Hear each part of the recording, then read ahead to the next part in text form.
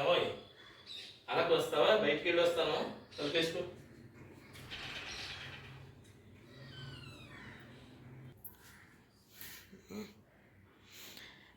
పొద్దున్నే ఎక్కడికి వెళ్తున్నారండి?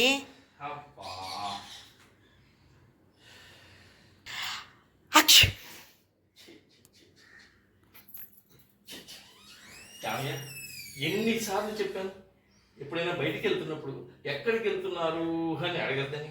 పైగా దిక్కుమాలు తుమ్మొకటి. అసలు మంచినీళ్ళు ఇచ్చి తాగలేదు.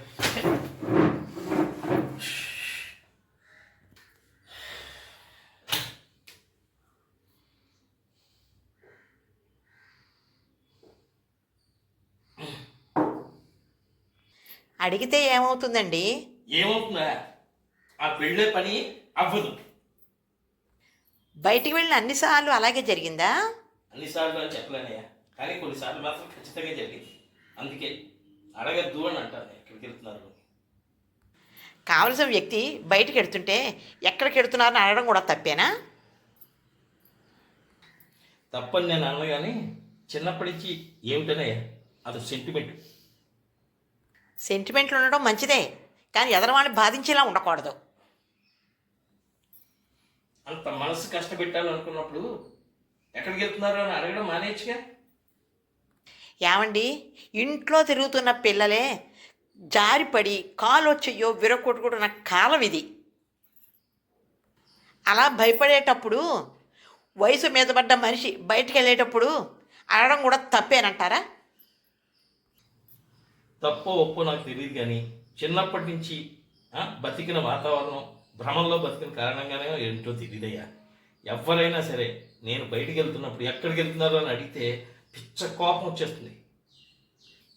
అందుకే అడగద్దు అని చెప్తా. అలాంటప్పుడు బయటికి వెళ్ళేటప్పుడు ఎక్కడికి వెళుతున్నారో చెప్పవలసిన కనీస బాధ్యత మీకు ఉంది కదా. నిజమే బంగారు, చెప్పాలి, కానీ ఎందుకో నాకు అలవాటు అవ్వట్లేదు. మంచి లక్షణాలు అంత తొందరగా అలవాటు అవ్వవులండి. ఏమండి, ఒక విషయం చెప్పమంటారా? ఏమండి, మీ నాన్నగారికి దేవుడు అంటే విపరీతమైన భక్తి, దేశం అంటే అంతులేని ప్రేమ, సమాజంతో విపరీతమైన బంధం. వేదశాస్త్రాలు పఠించిన ఆయనే ఇటువంటి మూఢనమ్మకాలు పట్టించుకునేవారు కాదు. సమాజ ఉద్ధరణ కోసం బయటికి వెళ్ళినప్పుడు తుమ్మిన దగ్గిన అని పట్టించుకునేవారు కాదు. ఎవరు ఎదురొచ్చినా జై శ్రీరామ్ అంటూ వెళ్ళిపోయేవారు. ఇటువంటి పిచ్చి నమ్మకాలని దగ్గరికి రానిచ్చేవారు కాదు. నిత్యం మనుషుల్లో దేవుణ్ణి దర్శించేవారు. మీకెక్కడి నుంచి వచ్చినా కానీ దిక్కుమాల అలవాటు, చెప్పన్నా వెళ్ళండి, లేదన్నా అడిగిన వాళ్ళకన్నా చెప్పండి ఎక్కడికి వెళ్తున్నారో. భయం లేకుండా కొంచెం ధైర్యంగా ఉంటుంది మీకోసం ఎదురు చూసే వాళ్ళకి. చెప్పింది నిజమే, ఈసారి నేను చెప్పారు అన్నట్టు బిఎస్ఎన్ఎల్ మూర్తి గారు తెలుసు కదా, మీ అన్నయ్య గారు, ఆయన దగ్గరికి వెళ్తున్నారు. షార్ట్ ఫిల్మ్ తీసుకోవడానికి. సండే కదా ఈరోజు, వచ్చేస్తారు త్వరగానే. ఓకే, తొలిపేసుకో. చూసారా, నాలో భయం పోయి కొండంత ధైర్యం వచ్చింది.